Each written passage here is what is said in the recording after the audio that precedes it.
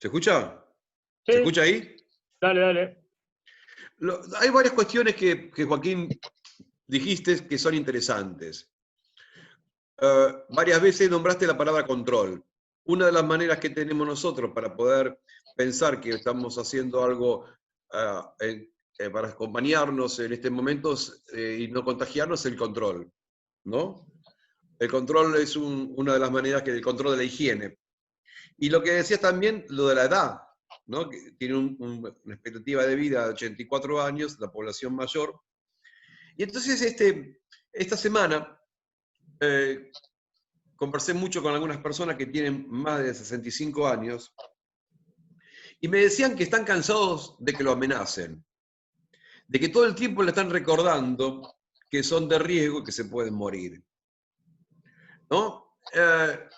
Que en realidad uno lo sabe de alguna manera, todos sabemos que no vamos a morir, pero por suerte tenemos un mecanismo dentro de la cabeza que hace pensar que no nos va a pasar. Es más, a veces abusamos de ese mecanismo y nos permitimos ciertos desarreglos pensando, sabiendo, no me va a pasar nada, a mí no me va a pasar.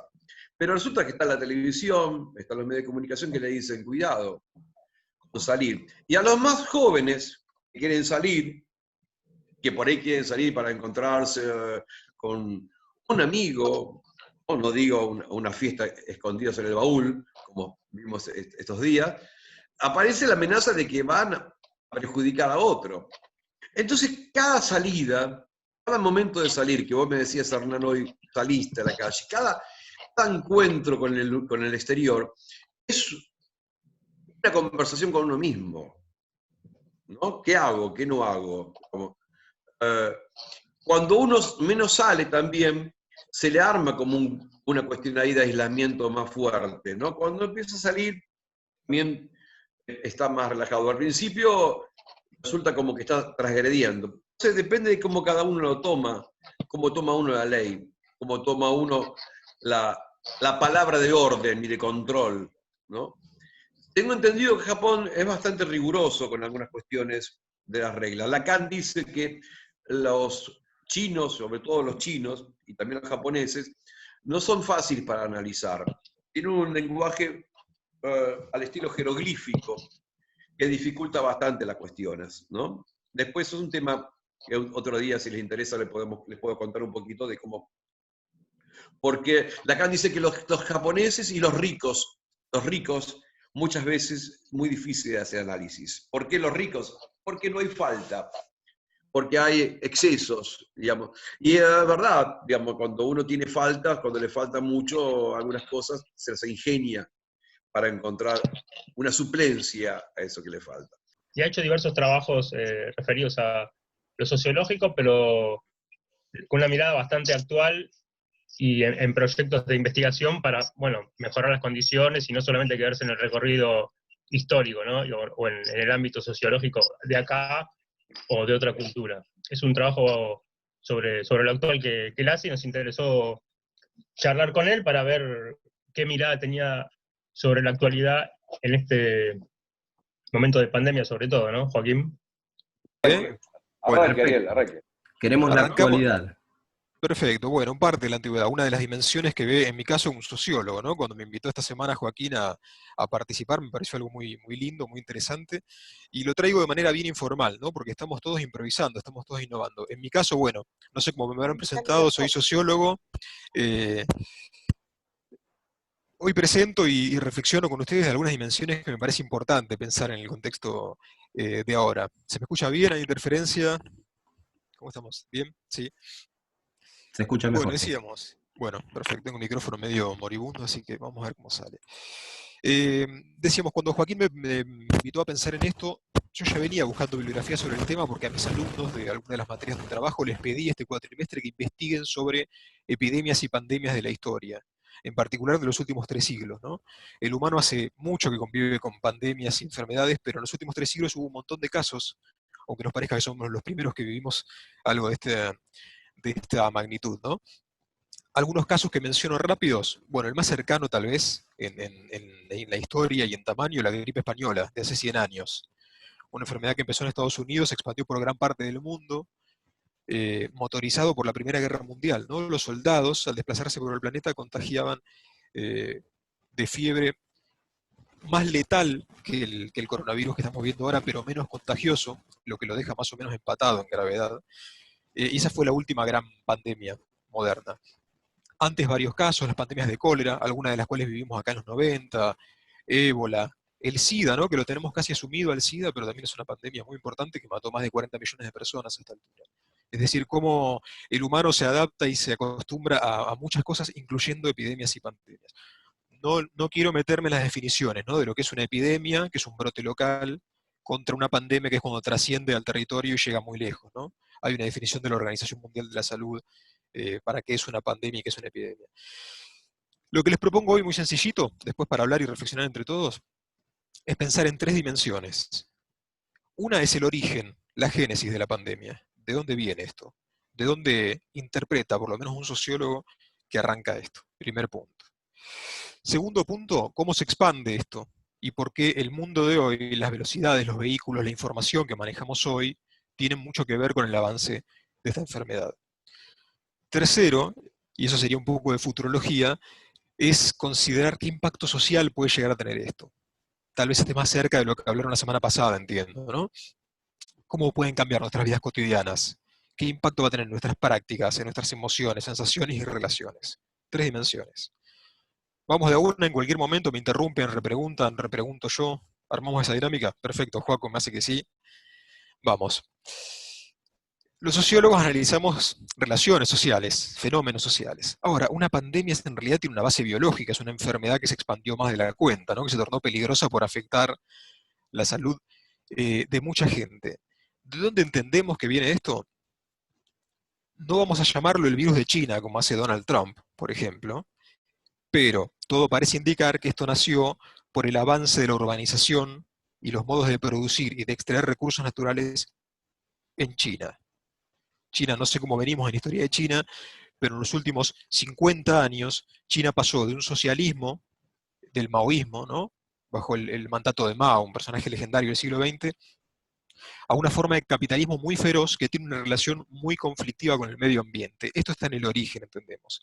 Es decir, el humano desde el origen de su historia viene transformando al medio ambiente. Hay un concepto que es antropización, que es cómo el humano transforma al ecosistema, ¿no? Tenemos un pequeño problema los que vivimos en esta época. Esa transformación que el humano genera sobre el ambiente es más rápida y más disruptiva que nunca antes. Lo pasamos en limpio, en criollo. El humano está metiendo más mano que nunca en el planeta. El humano maneja fuerzas que pueden transformar a las fuerzas naturales. El humano logró afectar al planeta y a los ecosistemas de una manera que antes no lograba. En China en particular, esto en los últimos 50 años fue gigantesco. Los niveles de deforestación, de urbanización, de contaminación que hay en gran parte del territorio de China son inauditos. El humano no conocía transformaciones del medio ambiente tan grandes como las que se estuvieron dando en China. El origen de esta pandemia en particular tiene sin dudas que ver con eso, como primer punto. Con una transformación disruptiva del ecosistema. El humano logró el poder de transformar rápida y poderosamente la naturaleza. Les doy 2 datitos como para ilustrar esto. Sabemos que los humanos desde siempre migraron. Toda la historia los humanos se movieron por el planeta de un lugar a otro, ¿no? ¿Saben cuál fue la migración más grande de la historia de la humanidad? La migración del campo a la ciudad en China en los últimos 50 años. 50 millones de personas se movieron, cambiaron de hábitat, dejaron de ser campesinos y pasaron a ser obreros. Nunca antes tantos humanos se movieron tan rápido. Imagínense las consecuencias que tiene eso a nivel social, productivo, ambiental. Otro dato, duro pero ilustrativo. Hay un geógrafo inglés, David Harvey, se los recomiendo, que nos cuenta.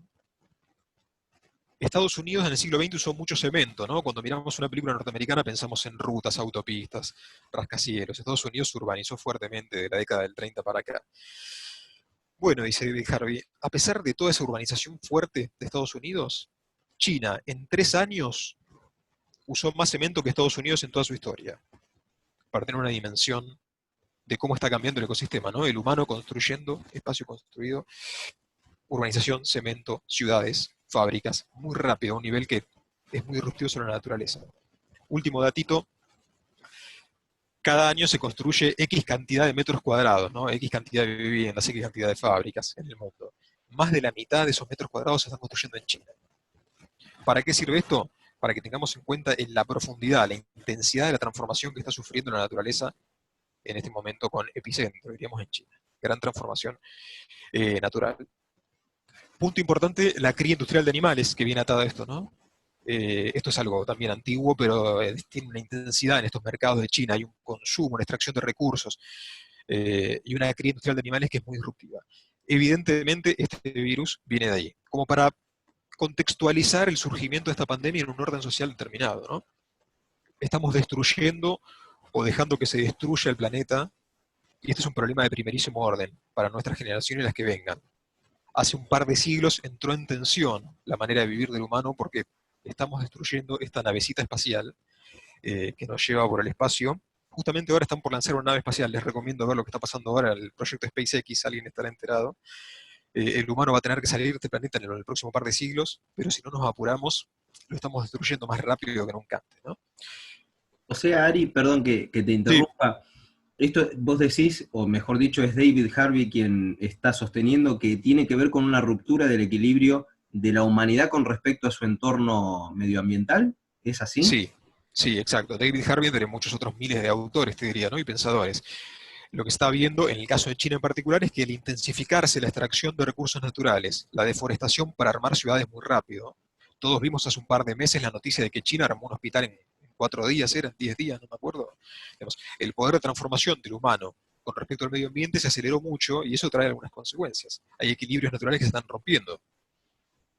El humano es agricultor hace 10.000 años, pero en los últimos 200 o 300 años, con las fuerzas del capitalismo, con el vapor primero, la electricidad después, el petróleo, la energía nuclear y la extracción intensa de recursos naturales, esos equilibrios se están rompiendo.